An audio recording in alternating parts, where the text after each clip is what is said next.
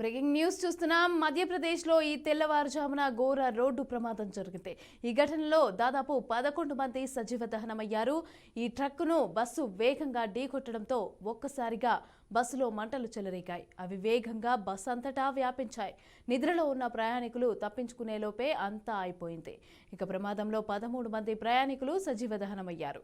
మరికొందరు గాయాల పాలవ్వడంతో స్థానికులు వారిని సమీప ఆసుపత్రికి తరలించారు. బస్సు గుణ నుంచి ఆరోన్కి వెళ్తూ ఉండగా ఈ ప్రమాదం జరిగింది. ఇక మృతుల సంఖ్య మరింత పెరిగే అవకాశం ఉన్నట్లుగా సమాచారం.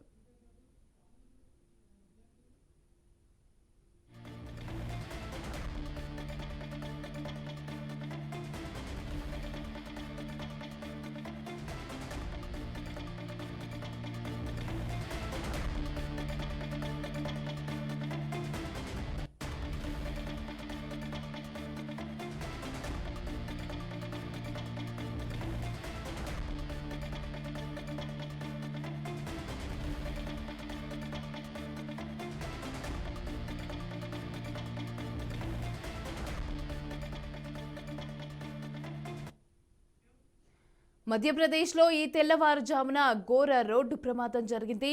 ఈ ఘటనలో 11 మంది సజీవ దహనమయ్యారు. ఓ ట్రక్కును బస్సు వేగంగా ఢీకొట్టడంతో ఒక్కసారిగా బస్సులో మంటలు చెలరేగాయి. అవి వేగంగా బస్సు అంతటా వ్యాపించాయి. నిద్రలో ఉన్న ప్రయాణికులు తప్పించుకునేలోపే అంతా అయిపోయింది. ప్రమాదంలో 13 మంది ప్రయాణికులు సజీవ దహనమయ్యారు.